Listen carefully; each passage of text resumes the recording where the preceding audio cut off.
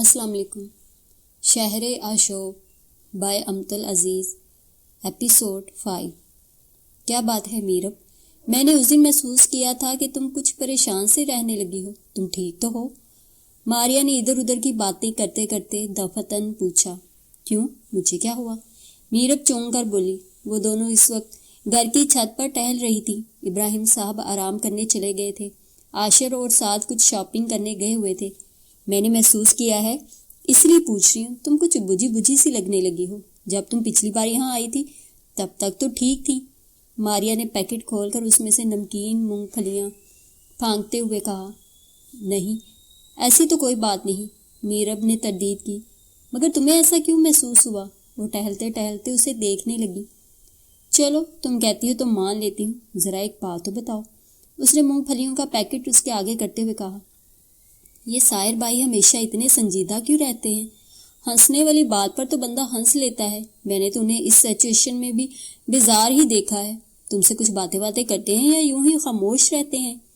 ماریا نے اب اسے دوسری جانب سے خریدنے کی کوشش کی۔ دراصل وہ کم گو ہے، مگر یہ کوئی عیب تو نہیں؟ وہ مدافعانہ لہجے میں بولی۔ نہیں، نہ ہی کم گوئی کوئی عیب ہے، نہ ہی سنجیدگی، مگر کچھ تو ہے جو اس بندے میں مسنگ ہے۔ وہ پرسوچ لہجے میں بولی۔ بہتر ہے کہ تم اپنے انجینئر صاحب پر اپنی توجہ مرکوز رکھو، سائر پر توجہ دینے کے لیے میں کافی ہوں۔ وہ دانستہ ہلکے پھلکے لہجے میں بولی، مگر در حقیقت وہ پریشان ہوئی تھی۔ ان کا نیا تعلق تھا، اگر ابھی سے لوگوں پر سب کچھ آشکار ہونے لگا تو بہت مسئلہ ہو جائے گا۔ ابھی تو ان کا تعلق انڈرسٹینڈنگ کے ابتدائی مراحل میں تھا، نہ جانے کتنے مراحل مزید باقی تھے۔ وہ تو شاید ابھی سے تھکنے لگی تھی، تبھی تو اس کے تاثرات دوسروں پر عیاں ہونے لگے تھے۔ منہ دو رکھو، مجھے کوئی شوق نہیں ان پر توجہ دینے کا۔ وہ چڑ گئی۔ تبھی عاشر کی گاڑی پورے ٹیکو میں آ کر رکی اور اس میں سے مسکراتے ہوئے شاپنگ بیگ سامنے عاشر اور سعد برآمد ہوئے۔ چلو نیچے چل کر ان کی شاپنگ دیکھیں، ماریا نے کہا۔ تم جاؤ، مجھے ذرا سائر کو کال کرنی ہے، اس نے کہا۔ کم آن یار، کل فلائٹ ہے عاشر کی، ہم نے تو سوچا تھا کہ آج کی رات اپنی بچپن کی یادوں کو تازہ کریں گے، کیرم کھیلیں گے، گپ شپ کریں گے، اور تم ہو کہ آج بھی انہی مزاجی خدا سے باتیں کرنے کو مچل رہی ہو، اس نے برہمی سے کہا۔ تم چلو تو میں آتی ہوں، اس نے زور دے کر کہا۔ وہ تعصب سے سر ہلا کر نیچے چلی گئی۔ اس نے ایک گہری سانس لے کر خود کو نارمل کرنا چاہا اور ایک مرتبہ پھر سائر کو کال ملانے لگی۔ بیل جا رہی تھی مگر وہ فون ریسیو نہیں کر رہا تھا۔ اس نے تھک کر فون کان سے ہٹا دیا اور اسے میسج کرنے لگی کہ کن حالات میں وہ یہاں آئی ہے، اور یہ کہ اس کا فون ریسیو کرے یا خود اسے فون کرے۔ فون اس نے چھت پر رکھی کین کی چھوٹی سی ٹیبل پر رکھ دیا اور خود یعنی سوچوں میں گری سامنے دکھائی دیتے لان میں جھانکنے لگی۔ تبھی میسج کی بیپ ہوئی۔ وہ تیزی سے فون تک آئی۔ ہم کافی پر تمہارا ویٹ کر رہے ہیں، باتیں ہو چکی ہوں تو فوراً نیچے آ جاؤ۔ ٹیکسٹ ماریا کا تھا۔ وہ ٹھنڈی سانس بھر کر رہ گئی۔ کچھ دیر وہ یوں ہی گم سم رہی، پھر چاروں نچار نیچے اتر آئی، جہاں وہ تینوں انہماک سے کیرم کی بازی جمائے بیٹھے تھے۔ بڑی جلدی آ گئی، اسے دیکھ کر ماریا طنزیہ بولی۔ آ جاؤ میرو، قسم سے وہ شارٹ کھیل رہا ہوں کہ خود مجھے اپنے آپ پر حیرت ہو رہی ہے، سعد نے چہکتے ہوئے کہا۔ میرے دوست انہیں دھپل شارٹس کہتے ہیں، آپ کی حیرت کچھ ایسی بھی بے جا نہیں، عاشر تپ کر بولا۔ آؤ بیٹھو، ماریا نے اپنے نزدیک جگہ بنائی۔ نہیں، تم لوگ بیٹھو، میرے سر میں درد ہے، سوؤں گی، وہ گہری سنجیدگی سے بولی۔ تو ایک پل کے لیے سبھی نے اسے حیرت سے دیکھا۔ چلو کوئی بات نہیں، جاؤ سو جاؤ۔ اس کی اتری صورت نے اس کی کہی بات کا برہم رکھ لیا تھا۔ تبھی عاشر نرمی سے بولا۔ ہاں ہاں تم جاؤ، اس کے لیے تو میں ہی کافی ہوں، سعد شیخی سے بولا۔ مگر ماریا کچھ نہیں بولی، حالانکہ صرف وہی تھی جس کے پاس بولنے کے لیے بہت کچھ تھا۔ وہ تو جانا نہیں چاہ رہی تھی، میں نے ہی اسے زبردستی بھیج دیا، کہہ رہی تھی سائر سے اجازت لے کر جاؤں گی، بہت تابع دار اور فرما بردار بچی ہے، بہت خوش نصیب ہو تم سائر، ماشاءاللہ۔ ایسا ہے کہ تم اسے فون کر لینا تاکہ وہ کسی پریشانی کا شکار نہ ہو جائے۔ وہ مہاپارا کو ڈراپ کر کے گھر آیا تو یہاں یہ خبر منتظر تھی۔ وہ جو صوفے کی پشت سے سر ٹکائے ریلیکس بیٹھا ہوا تھا، ان کی بات پر چونک کر سیدھا ہوا۔ کب گئی؟ اس نے سپاٹ لہجے میں پوچھا۔ کچھ ہی دیر گزری ہے، انہوں نے بتایا۔ اوکے، وہ کہہ کر اٹھا اور اپنے کمرے میں چلا آیا۔ اس کا فون رنگ ہو رہا تھا۔ اس نے دیکھا میرب کا تھا۔ اس کے جبڑے یکدم بھینچ گئے اور اس نے فون بنا آف کیے ہی بیڈ پر اچھال دیا۔ عورت اور اس کے مکر، بابا کو اپنی ڈھال بنا رہی ہو میرب، بہت غلط کر رہی ہو، بہت ہی غلط۔ اس کی آنکھوں سے چنگاریاں پھوٹ رہی تھیں۔ ساری تیاری وہ پہلے ہی مکمل کر چکی تھی، مگر وقار صاحب سے اجازت لینے کا مسئلہ اب بھی درپیش تھا۔ دوپہر اب ڈھل رہی تھی۔ وقار صاحب آرام کرنے کے بعد اب اپنے کمرے سے نکل کر لاؤنج میں چلے آئے تھے اور لالی کو چائے کا کہنے کے بعد اب صوفے پر براجمان چینل سرچنگ میں مصروف تھے۔ تبھی اجیا نے موقع غنیمت جانا اور ان کے پاس چلی آئی۔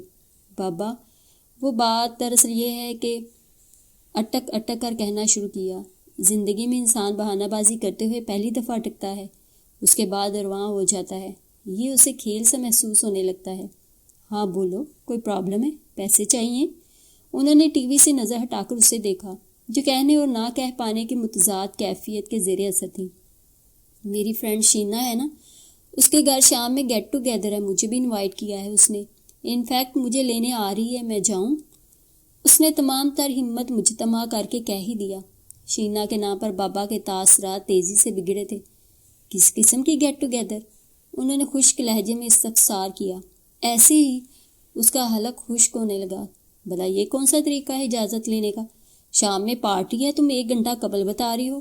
اسے اجازت طلب کرنا نہیں، مطلع کرنا کہتے ہیں، وہ ناگوار لہجے میں بولے۔ بابا، آج تک میں اس کے گھر نہیں گئی، آج موقع تھا تو سوچا کہ اسے سمجھ ہی نہیں آیا کہ کیا کہے۔ اس کا دل پتے کی طرح لرز رہا تھا، ساتھ ہی ساتھ یہ خوف بھی لاحق تھا کہ اگر انہوں نے نہ جانے دیا تو۔ آج تک گھر نہیں گئی تو کیا ہوا؟ وہ محترمہ تو آئے دن یہیں پائی جاتی ہیں، پھر کوئی تقریب ہوتی تو اور بات تھی، یہ گیٹ ٹوگیدر میں شرکت کرنا کوئی ضروری تو نہیں۔ انہوں نے 2 ٹوک لہجے میں گویا اپنا فیصلہ سنا دیا۔ اس کے آنسو یکدم ہی بہنے لگے۔ میری کوئی بہن نہیں، ہمارا کوئی رشتہ دار نہیں، میرا بھی دل چاہتا ہے کہیں جاؤں، دوست بناؤں، تو آپ لوگ خفا ہو جاتے ہیں، بتائیں میں کیا کروں؟ وہ اپنا سر تھام کر روتی ہوئی سامنے صوفے پر ٹک گئی۔ وقار اس کے یوں رونے پر بے چین سے ہو گئے۔ لالی جو چائے رکھنے آئی تھی فکر مندی سے جیا کو دیکھنے لگی۔ لالی، ذرا پانی لے کر آؤ، وقار صاحب نے دھیمے لہجے میں کہا۔ وہ پلٹ گئی۔ اس طرح رونے سے کیا ہوگا؟ شاباش، خاموش ہو جاؤ، انہوں نے نرم روی سے اسے پچکارا۔ انہیں نرم پڑتا دیکھ کر وہ اور زور زور سے رونے لگی۔ لو پانی پیے۔ لالی بیٹا، دو جیا کو گلاس۔ لالی پانی لے آئی تھی۔ انہوں نے صوفے پر بیٹھتے بیٹھے اسے کہا۔ در حقیقت اس کے رونے سے انہیں بے حد تکلیف ہو رہی تھی۔ وہ جانتے تھے کہ ان کے بچوں نے ایک محروم زندگی گزاری ہے، مگر مجبور تھے۔ زندگی کبھی کبھار آپ کو اس زاویے سے پٹکتی ہے کہ دوبارہ اٹھنا ناممکن میں سے لگنے لگتا ہے۔ نہیں پینا مجھے پانی، اس نے لالی کا ہاتھ پرے کیا۔ پانی پیو اور جا کر تیار ہو جاؤ، تمہاری سہیلی تمہیں لینے آتی ہی ہوگی، انہوں نے دانستہ خوش دلی سے کہا۔ سچ بابا؟ اس نے اپنے آنسو پوچھتے ہوئے بے ساختہ کہا۔ ہاں جاؤ، مگر جلدی آ جانا۔ کتنے بجے بھیجوں سائر کو؟ وہ اب 1 مرتبہ پھر ٹی وی پر مصروف ہو گئے۔ سائر بھائی کو 10-11 بجے تک۔ پہلے تو اس نے سائر کو منع کرنا چاہا، مگر آج ہی سارے مطالبات منظور نہیں ہو جانے تھے، اس لیے واپسی کا وقت بتا دینا اس نے مناسب سمجھا اور جلدی سے اٹھ کر کمرے میں چلی آئی۔ مبادہ وقار کوئی اور سوال کر بیٹھے۔ وقار نے اس کے کھلکھلاتے وجود کو طمانینت سے دیکھا۔ چلو کیا حرج ہے، ٹھیک ہی تو کہہ رہی ہے بچی، جاتی ہی کہاں ہے؟ وہ چائے لبوں سے لگا کر خبریں سننے بیٹھ گئے۔ میری بیٹی اداس ہو رہی ہے۔ ابراہیم آرام دہ کرسی پر بیٹھے تھے، جبکہ میرب نے اپنا سر ان کے گھٹنوں پر رکھا ہوا تھا۔ جی بابا، یہ آپ کو یکایکی عائشر کے ساتھ جانے کی کیا سوجی؟ وہ اداسی سے بولی۔ بیٹا، اس کا ذہن مجھ میں ہی اٹکا رہتا اب تو، ایسے میں اس کی کام میں یکسوئی متاثر ہوتی۔ اب میں اس کے سامنے رہوں گا تو اسے تسلی رہے گی۔ وہ نرمی سے اس کا سر سہلا کر بولے۔ اور میرا نہیں سوچا آپ نے کہ میں آپ کو کتنا مس کروں گی؟ وہ گردن اٹھا کر انہیں ناراض نگاہوں سے دیکھ کر بولی۔ مس تو میں بھی کروں گا بچے، ان کی آنکھیں نم ہو گئی، مگر تم سے زیادہ عاشر کو میری ضرورت ہے۔ تمہاری تنہائی اور میری فکر اب ختم ہو چکی ہے، مگر عاشر تو ابھی تنہا ہے نا، اس کی تنہائی بانٹنا بھی تو ضروری ہے۔ وہ متانت سے بولے۔ میری تنہائی شاید ابھی ختم نہیں ہوئی، بلکہ کچھ اور بڑھ گئی ہے بابا۔ وہ سوچنے لگی۔ کہاں کھو گئی؟ بھئی تم تو میرے جگر کا ٹکڑا ہو، جو میں نے بڑے مان کے ساتھ وقار کو سونپا ہے۔ اس امید پر کہ وہ تمہارا بالکل اسی طرح خیال رکھے گا جیسا کہ میں رکھا کرتا ہوں، اور میرا خیال ہے کہ وقار واقعی تمہیں بہت پیار اور اہمیت دیتا ہے، کیوں؟ وہ اس سے پوچھنے لگے۔ جی بابا، وہ میرا بہت خیال رکھتے ہیں، اس نے مضبوط لہجے میں کہا۔ واقعی اس میں شک نہیں تھا، مگر جس کے حوالے سے وہ اس گھر میں گئی تھی، کیا اسے بھی اس کا خیال ہے؟ وہ پھر سے سوچنے لگی۔ اب تم اس طرح اداس ہوگی تو میرا دل تو یہیں رہ جائے گا بھئی، وہ کہنے لگے۔ ہم اسکائپ پہ بات کریں گے، میں تمہیں فون کرتا رہوں گا، اور پھر 1 سال کی تو بات ہے، عاشر کا کنٹریکٹ ختم ہوتے ہی ہم واپس لوٹ آئیں گے۔ وہ اسے تسلیاں دیتے رہے۔ پرامس کریں مجھ سے روز بات کریں گے، میرب نے بچوں کی سی معصومیت سے کہا۔ وہ ہنس دیے۔ بھئی پرامس، اور ہاں، ماریا کا گھر اب تمہارا میکہ ہے، تمہارا جب دل چاہے یہاں آ کر رہنا ملنا، کیونکہ یہ گھر تو میں کرائے پر چڑھا رہا ہوں، یوں بھی خالی ہی پڑا رہنا ہے اس نے۔ ٹھیک، اب جا کر عاشق کو دیکھو، اس کے کام ختم ہوئے یا نہیں، یہ نہ ہو کہ فلائٹ نکل جائے، اس کی پنکچویلٹی سے تو تم واقف ہو نا۔ وہ مسکرا کر بولے۔ جی بابا۔ وہ اٹھ گئی۔ سارے گھر کا سامان طریقے سے 2 کمروں میں منتقل کر دیا گیا۔ ان کمروں کو مکفل کر کے چابیاں سعدیہ بیگم کے حوالے کر دی گئی تھی۔ خالی خالی گھر دیکھ کر اس کا دل بھی خالی ہونے لگا۔ اور بابا نے کیا کہا؟ ماریا کا گھر میرا میکہ ہے اب۔ آپ نہیں جانتے بابا، زندگی بہت پیچیدہ ہو گئی ہے، اور میں نہیں جانتی کہ ان پیچیدگیوں کو میں کیسے آسان بناؤں گی۔ وہ سوچے گئی۔ مقررہ وقت پر شینا اسے لینے آ چکی تھی۔ وہ سرخ اور سیاہ جدید تراش فراش کے خوبصورت سوٹ میں ہمیشہ کی طرح بہت بلکہ بے حد اچھی لگ رہی تھی۔ ایک انوکھی سی چمک نے اس کے دلکش وجود کا احاطہ کر رکھا تھا۔ تبھی اس کے گاڑی میں بیٹھتے ہی شینا نے ایک ستائشی سیٹی سے اس کا استقبال کیا۔ واو، آج تو پہچانی نہیں جا رہی تم، اس نے گاڑی زن سے آگے بڑھاتے ہوئے کہا۔ رہنے دو، وہ نہ جانے کیوں آج شینا کے سامنے جھینپ رہی تھی۔ نہیں، بلیو می، آج تو آغا پاگل ہونے والا ہے۔ خیر، وہ تو پہلے ہی سے تمہیں دیکھ کر پاگل ہو چکا ہے۔ وہ بولی۔ ہم کہاں جا رہے ہیں؟ اس نے شینا کا تبصرہ نظر انداز کر کے پوچھا۔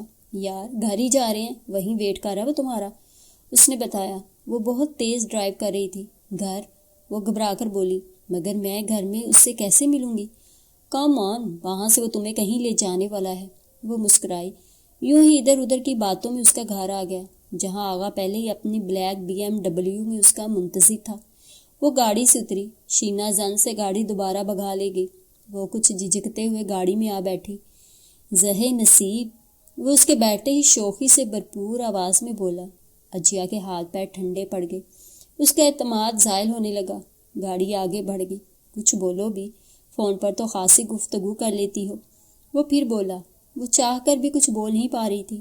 آگ کے وجود سے پھوٹتی مہنگے کولون کی خوشبو اس کے حواس مختل کیے ہوئے تھی۔ چپ بیٹھنے کے لیے آئی ہو تو بہت غلط کیا ہے، ایسے تو بات نہیں بنے گی۔ وہ بولا۔ نہیں، تم بات کرو، میں سن رہی ہوں۔ وہ اپنے حواس کو مجتمع کر کے گویا منمنائی۔ نہیں، میں تمہیں سنوں گا، تم بولو۔ وہ ضدی لہجے میں بولا۔ کیا بولوں؟ وہ بے بسی سے بولی۔ یہی کہ میں کیسا لگا؟ وہ بہت خرامہ ڈرائیو کر رہا تھا۔ تم اچھے ہو، وہ کسی قدر اعتماد سے بولی۔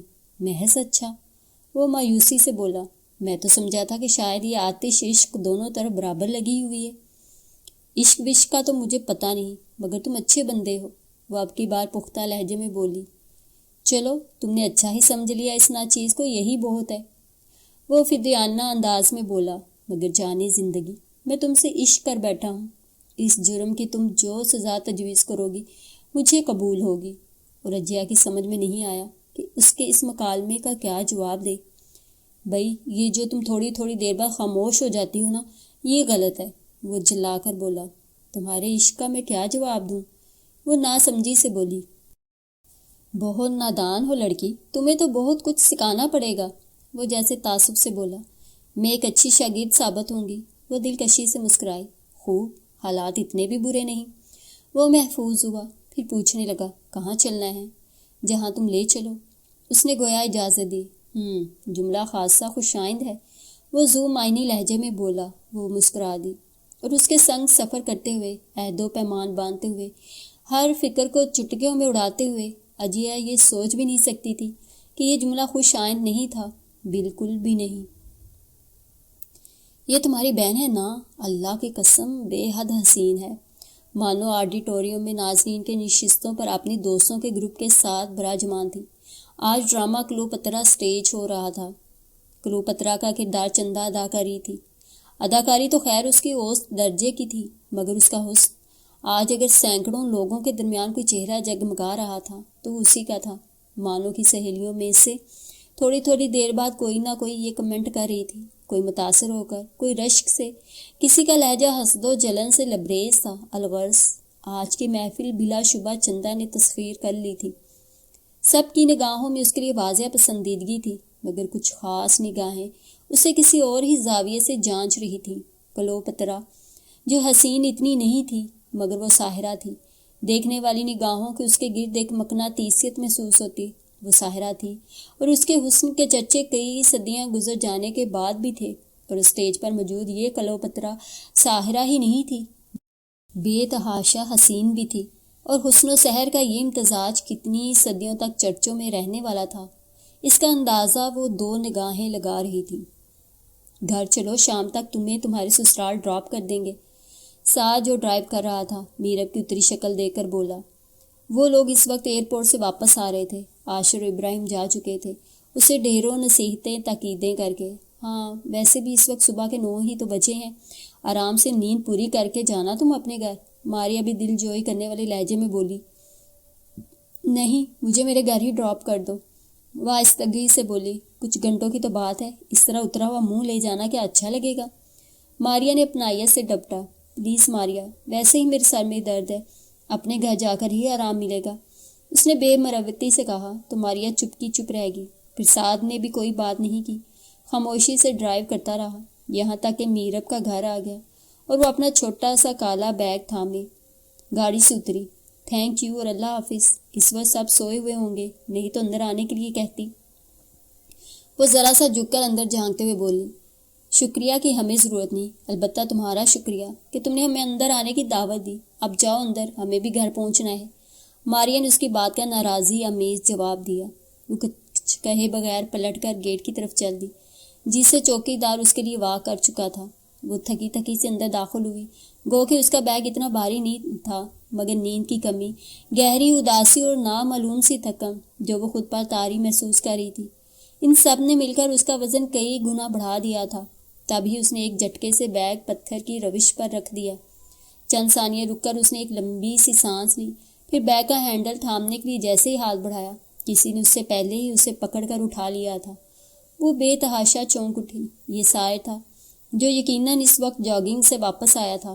وہ اس سے بنا کچھ کہے بیگ لیے گھر کے اندرونی حصے کی جانب بڑھ گیا۔ میرب کے قدم من کے بھاری ہو گئے، تاہم وہ بھی لانعبور کر کے گھر میں داخل ہوئی۔ اندر صبح کا مخصوص سناٹا پھیلا ہوا تھا۔ وہ اپنے کمرے میں چلی آئی۔ سائر اس کا بیگ صوفے پر رکھ کر شاور لینے جا چکا تھا۔ آنے والے وقت کے اندیشوں نے اس کا وجود لرزا رکھا تھا۔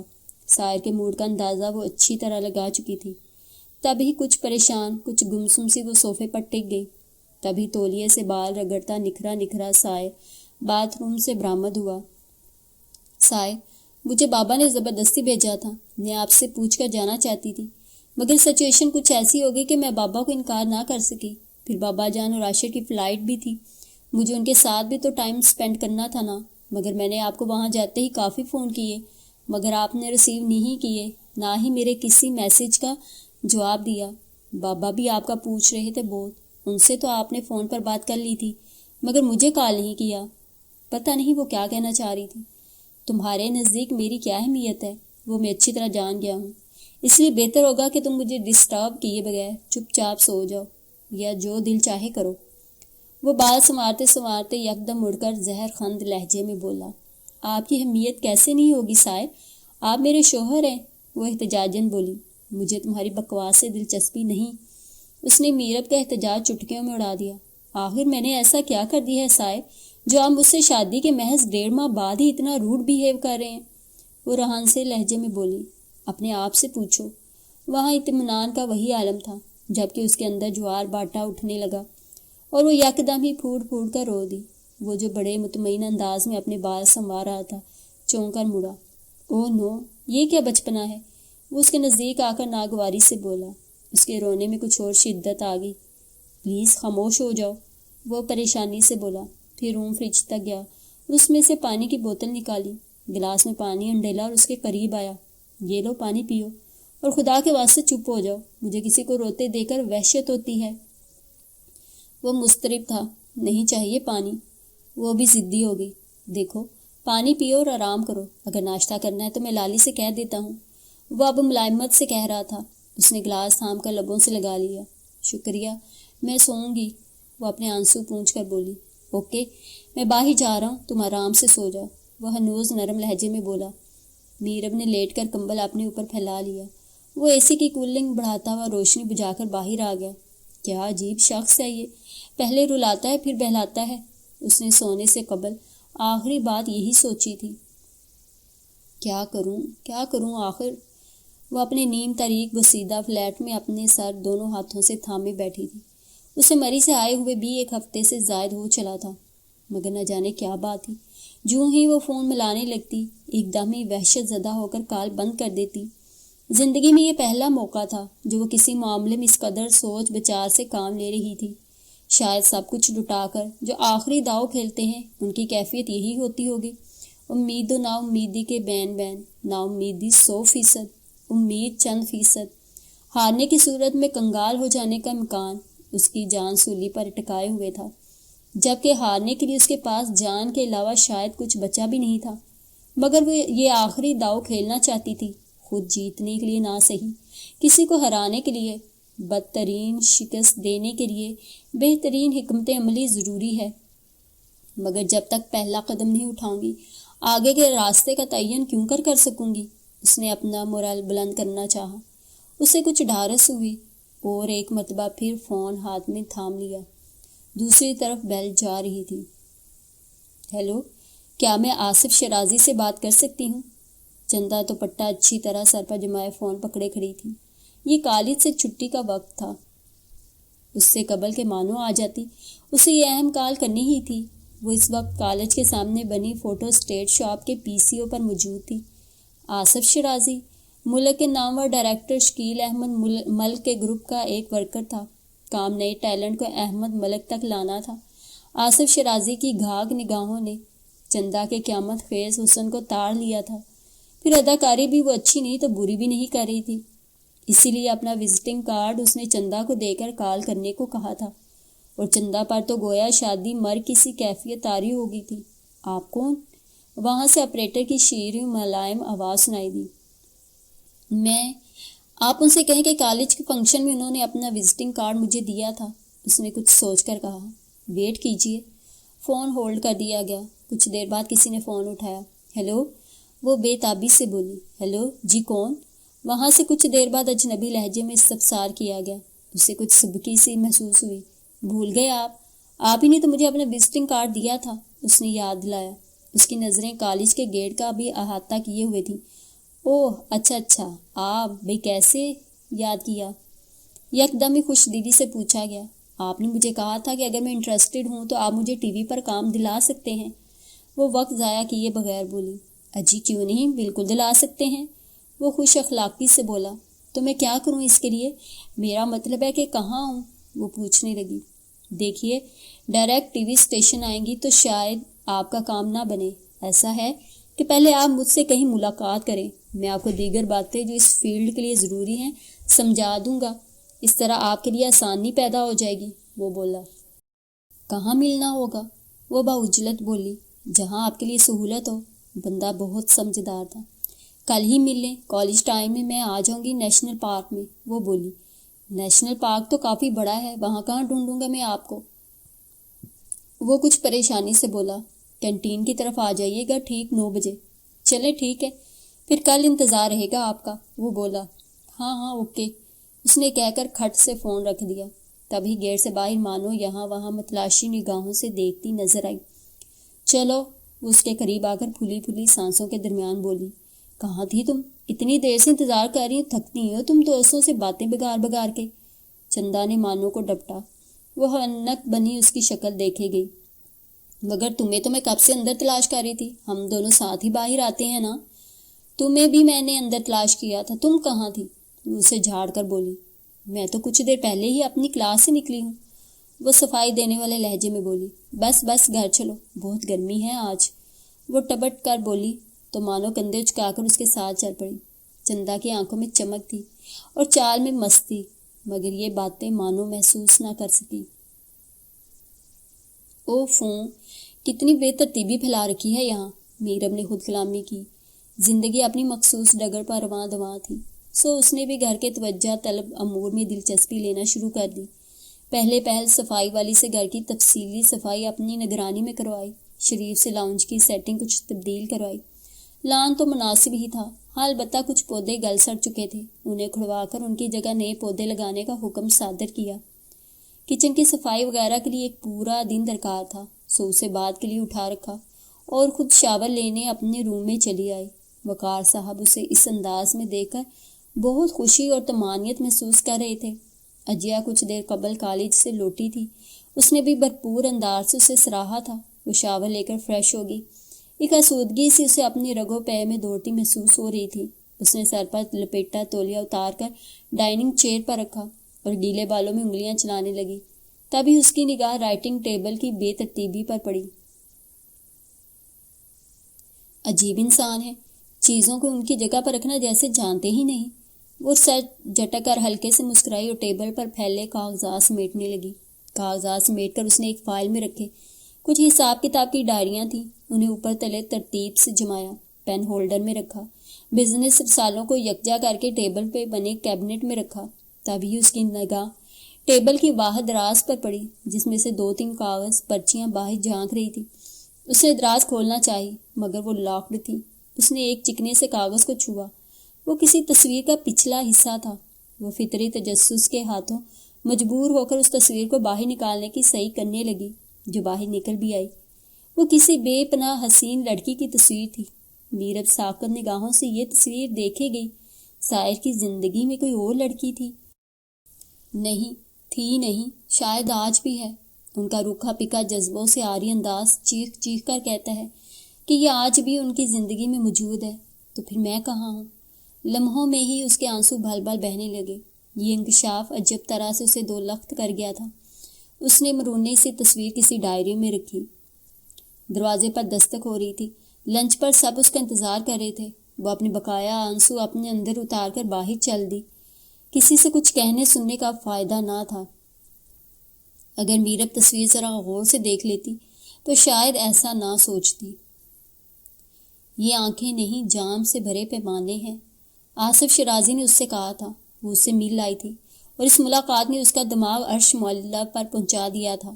زندگی میں پہلی بار کسی مرد کے منہ سے اتنی بے ساختہ اور کھلی ڈھلی قسم کی تعریف سنی تھی، اور زندگی میں پہلی بار ہی اسے یہ تجربہ بھی ہوا کہ کسی مرد کی گئی تعریف کیسا سرور بخشتی ہے۔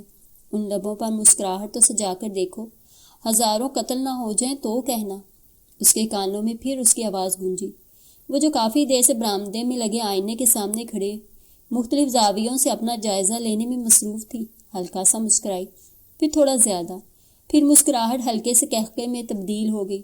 برآمدے کے دوسرے سرے پر میتھی کے پتے چنتی بی بی، جو کافی دیر سے اسے دیکھے ہی جا رہی تھی، اس کے ہنسنے پر یک دم ہول کر بولی، اوری چندا، دماغ پر گرمی تو نہیں چڑھ گئی تیرے، جو شیشے میں دیکھ کر یوں ہاں ہاں کہہ کے لگا رہی ہے؟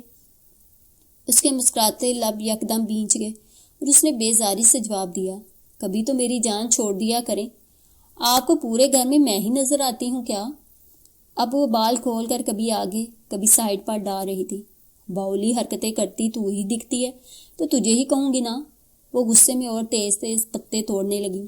آپ سے تو کچھ کہنا ہی بیکار ہے۔ وہ چڑھ کر بال سمیٹنے لگی۔ ہاں، کہنے سننے کو شیخ صاحب ہیں نا، انہی کو سنایا کر اپنی راگنیاں۔ انہوں نے سر جھٹکا۔ وہ منہ بنا کر اپنے اور بہنوں کے مشترکہ کمرے میں چلی آئی اور سر منہ لپیٹ کر پڑ گئی، مانو کالج کا کچھ کام کر رہی تھی۔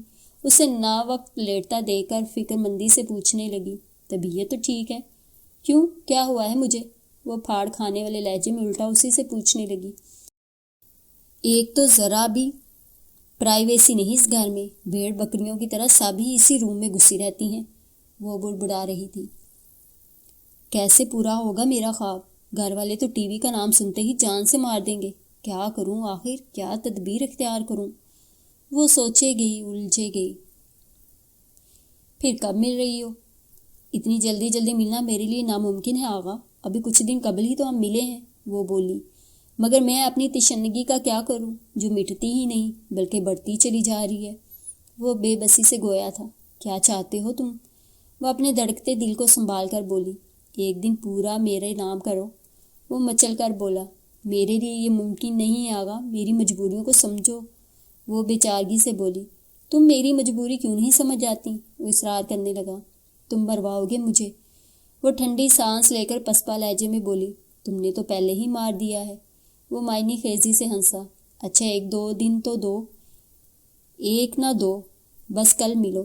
وہ قطعیت سے بولا، مگر آغا ایسے کیسے، شام میں نہیں آ سکتی۔ وہ جھلا کر بولی، تو صبح آ جاؤ، کالج بنک کرو۔ نیا مشورہ۔ وہ پرسوچ لہجے میں بولی، یہ ہو سکتا ہے، تو پھر یہی کرو۔ وہ خوش ہو گیا، چلو پھر رات کچھ کنفرم کرتی ہوں۔ اوکے۔ اس نے فون رکھ دیا۔ ایسا ممکن تو ہے۔ وہ ٹھوڑی پر ہاتھ ٹکائے سوچنے لگی، آرام سے ملاقات بھی ہو جائے گی، بابا کے سوال کا سامنا بھی نہیں کرنا پڑے گا۔ وہ اس کے آئیڈیا سے متفق تھی۔ تبھی اس کے فون کی گھنٹی دوبارہ بجی۔ اب کیا ہے بھئی؟ وہ فون ریسیو کر کے بولی، تم بھی نا، تمہیں چین نہیں ہے بالکل۔ وہ مسکرائی، میں اجیا سے بات کر سکتی ہوں؟ دوسری طرف کوئی اجنبی لہجے میں بولا۔ اجیا نے چونک کر فون کان سے ہٹا کر نمبر دیکھا، انجان نمبر تھا۔ وہ بنا دیکھے فون اٹھانے کی حماقت کر چکی تھی، مگر فون بند نہیں کر سکی کہ دوسری طرف جو کوئی بھی تھی وہ اسی سے بات کرنے کا کہہ رہی تھی۔ آپ کون؟ وہ چمبے سے پوچھنے لگی۔ میں کون؟ وہ زہریلی سی ہنس کر بولی، میں کون ہوں؟ تمہارے باپ نے نہیں بتایا؟ ایکسکیوز می، اس نے سختی سے ٹوکا، میرے والد کے متعلق تمیز سے بات کیجیے۔ خوب، اچھی ٹریننگ دے رکھی ہے اس نے تمہیں۔ وہاں سے پھر نفرت بھرے انداز میں کہا گیا، مگر آپ ہیں کون اور آپ کو کیا بات کرنی ہے؟ ذرا جلدی کہیے، مجھے اور بھی کام ہے۔ وہ رکھائی سے بولی، ماں کہاں ہے تمہاری؟ وہاں سے سلگتے انداز میں پوچھا گیا۔ ان کا انتقال ہو چکا ہے، وہ بولی تو اسے فون پر ایک ہذیانی قہقہہ سنائی دیا۔ بہت خوب، یہ تمہارے باپ نے بتایا ہے تمہیں؟ آپ کیا بکواس کر رہی ہیں، لگتا ہے آپ نے غلط جگہ فون کر لیا۔ وہ تپ کر بولی، بالکل ٹھیک جگہ فون کیا ہے میں نے اجیا فاروقی، مدت سے تمہاری تلاش تھی مجھے، میری تلاش آج آ کر تمام ہوئی ہے۔ وہاں سے گہرے لہجے میں کہا گیا، مگر آپ کو مجھ سے کیا کام ہے، کچھ پتا تو چلے۔ وہ الجھ کر بولی، اور پھر میں یہ بھی نہیں پہچان پائی کہ آپ ہیں کون۔ جان پہچان تو برسوں کی ہے، مگر لگتا ہے کہ تمہیں انجان رکھا گیا ہے۔ وہ گمبھیر لہجے میں بولی، میرا ٹائم ویسٹ کرنے کا شکریہ، میں فون رکھ رہی ہوں۔ مجھ سے مل سکتی ہو؟ واہ کیا بات ہے آپ کی، آج آپ پہلی بار مجھے فون کر رہی ہیں، میں جانتی تک نہیں آپ کو، اور آپ ملنے کا کہنے لگی۔ کچھ عجیب باتیں نہیں کر رہی ہیں آپ؟ وہ طنز آمیز لہجے میں بولی۔ چلو رکھ دو فون، اگر کبھی میری ضرورت پڑے تو مجھے یاد کر لینا، دل گیر لہجے میں کہا گیا۔ مگر آپ ہیں کون اور مجھے بھلا آپ کی ضرورت کیوں پڑنے لگی؟ وہ استہزائیہ انداز میں بولی۔ چلو میں بتا دیتی ہوں کہ میں کون ہوں، مگر کیا تم سننے کی تاب رکھتی ہو؟ استفسار کیا گیا۔ آپ کو پہیلیاں بجھوانے کا شوق ہے کیا؟ سیدھی طرح بات کیوں نہیں کر رہی ہیں؟ اس کے ضبط کا پیمانہ لبریز ہونے لگا۔ چلو پھر سنو۔ اور اجیا کو لگا جیسے زمین و آسمان دونوں اس پر گر پڑے ہوں۔ کیا سوچ رہی ہو؟ سائر جو اپنے بیڈ پر نیم دراز لیپ ٹاپ پر مصروف تھا میرب سے پوچھ بیٹھا۔ وہ کافی دیر سے بظاہر کسی کتاب میں سر دیے ہوئی تھی، مگر اس کی توجہ اور دھیان دونوں ہی کہیں اور بھٹک رہے تھے۔ سائر کو وہ کچھ گمسم اور افسردہ سی مگر اپنی سی لگی، تبھی وہ یہ پوچھ بیٹھا۔ کچھ نہیں، وہ چونک کر بولی۔ ابراہیم انکل یاد آ رہے ہیں؟ وہ لیپ ٹاپ پر انگلیاں چلاتا اس سے مخاطب تھا۔ ہاں، یک لفظی جواب۔ فون کر لو انہیں یا اسکائپ پر بات کر لو۔ فراخ دلانہ مشورہ۔ صبح بات ہوئی تھی اسکائپ پر ان سے، اس نے بتایا۔ چلو ریڈی ہو جاؤ، باہر چلتے ہیں، وہ یکدم بولا۔ میرب نے تحیر سے اسے دیکھا۔ کیا کہا آپ نے؟ 5 منٹ میں ریڈی ہو جاؤ، ڈرائیو پر چلتے ہیں، اس نے لیپ ٹاپ آف کرتے ہوئے کہا اور اٹھ کھڑا ہوا۔ کپڑے تو میرب نے مناسب ہی پہن رکھے تھے، بالوں میں برش پھیر کر اور ہونٹوں پر گلوس لگا کر وہ ریڈی تھی۔ وہ دونوں وقار صاحب کو بتا کر باہر نکل آئے۔ اے حاصل خلوص، بتا کیا جواب دوں؟ دنیا یہ پوچھتی ہے کہ میں کیوں اداس ہوں۔ اس نے اپنی پسند کا میوزک لگا دیا۔ میرب کا دھیان غزل کے بولوں میں اٹکنے لگا۔ اس نے کنکھیوں سے دیکھا، وہ یہ مصرع بار بار دہرا رہا تھا۔ وہ جو کچھ حیرت و خوشی کی ملی جلی سی کیفیت میں اس کے ساتھ چلی آئی تھی، اب پھر سے بجھنے لگی۔ وہ اس کے پاس تھا مگر ساتھ کسی اور کے تھا۔ کچھ بات کرو، فرمائش کی گئی۔ میں زیادہ باتیں نہیں کرتی، نروٹھے پن سے بتا دیا۔ حیرت ہے، لڑکیاں تو بہت بولتی ہیں، وہ مسکرا کر بولا۔ بلا شبہ اس کی مسکراہٹ مردہ تنوں میں جان ڈالنے کی صلاحیت رکھتی تھی۔ میرب نے ستائشی نگاہوں سے اسے دیکھا۔ کتنی لڑکیوں کو جانتے ہیں آپ؟ پھر وہ چبھتے ہوئے لہجے میں پوچھنے لگی۔ مجھے لڑکیوں میں کوئی دلچسپی نہیں، یوں ہی ایک بات کی جو خاصی مشہور ہے۔ وہ سنجیدگی سے بولا۔ آپ اتنے روڈ کیوں رہتے ہیں؟ وہ اسے دیکھ کر بولی۔ میری عادت ہی کچھ ایسی ہے۔ وہ انہماک سے ڈرائیو کر رہا تھا۔ آپ کا کوئی بیسٹ فرینڈ ہے؟ وہ کچھ سوچ کر پوچھنے لگی۔ نہیں، مگر یہ تم کیوں پوچھ رہی ہو؟ یکدم ہی اس کے منہ کے زاویے بگڑ گئے تھے۔ یوں ہی۔ وہ باہر دیکھنے لگی۔ آئس کریم کھاؤ گی؟ لڑکیاں شوق سے کھاتی ہیں۔ وہ سمندر کے کنارے ایک آئس کریم پارلر کے سامنے گاڑی نسبتاً آہستہ کر کے بولا۔ پھر لڑکیاں؟ یہ کن لڑکیوں کا ذکر کر رہا ہے؟ یوں کیوں نہیں کہتا کہ وہ لڑکی باتیں بہت کرتی تھی، آئس کریم شوق سے کھاتی تھی؟ وہ اداسی سے سوچنے لگی۔ کہاں کھو گئی؟ جواب دو۔ ہاں، کھلا دیں، وہ نیم دلی سے بولی۔ وہ گاڑی پار کرنے لگا۔ وہ دونوں نیچے اتر آئے۔ سامنے ہی تا حد نگاہ تک وسیع سمندر مرکری لائٹس کی روشنی میں نہایا دکھائی دے رہا تھا۔ سمندر کی مخصوص تندو تیز ہواؤں نے ان کا استقبال کیا۔ وہ پارلر میں داخل ہوئی۔ ملگجی سی روشنی میں پارلر کا ماحول بڑا دل فریب محسوس ہو رہا تھا۔ کون سا فلیور لوگی؟ وہ چیئر پر بیٹھ کر پوچھنے لگا۔ آپ کو جو پسند ہو، وہ سمندر پر نگاہ جما کر بولی۔ مجھے تو بلو بیری پسند ہے، وہی لے آؤں تمہارے لیے؟ وہ اسے دیکھنے لگا۔ نہیں، وہ بولی، پینا کولاڈا یا پھر ونیلا۔ وہ کاؤنٹر کی جانب چل دیا۔ آج اس مہربانی کا مطلب کیا ان کے دل تک میری رسائی ممکن ہو چلی ہے؟ نہیں، ایسا نہیں ہو سکتا۔ وہ جو کوئی بھی ہے یا تھی، میں تو اس کے پاسنگ بھی نہیں، تو بھلا یہ اس کی یادوں سے دامن کیسے چھڑا سکتے ہیں، اسے کیسے بلا سکتے ہیں؟ وہ رنجیدگی سے سوچے گئی۔ اٹھو، گھر چلتے ہیں۔ کچھ دیر بعد سائر بگڑے تیور لیے واپس لوٹا۔ وہ حیرت سے اسے دیکھنے لگی۔ گیا تھا تب تو اس کا موڈ بڑا خوشگوار سا تھا، یہ یکایک اسے کیا ہوا؟ کیا بات ہے سائر، کیا ہوا؟ وہ تعجب سے بولی۔ تمہاری سمجھ میں میری بات نہیں آئی؟ اٹھو فوراً، وہ دانت کچکچا کر بولا۔ وہ مزید کچھ پوچھے کہے بنا اٹھ کھڑی ہوئی اور اس کی معیت میں گاڑی تک آئی اور بیٹھ گئی۔ گاڑی ایک زوردار جھٹکے سے آگے بڑھی۔ وہ بڑی پریشانی میں گھری بیٹھی تھی۔ وہ جو 4 لڑکے سامنے کی ٹیبل پر بیٹھے تھے، کیا تم جانتی ہو انہیں؟ کچھ توقف کے بعد گاڑی میں اس کی آواز سرسرائی۔ اس کی بات پر میرب بھونچکا رہ گئی۔ سانپ کیوں سونگھ گیا تمہیں؟ جواب دو، وہ بری طرح دھاڑا۔ آپ کیا کہہ رہے ہیں؟ میری کچھ سمجھ میں نہیں آ رہا، وہ سراسیمگی سے اٹکتے ہوئے بولی۔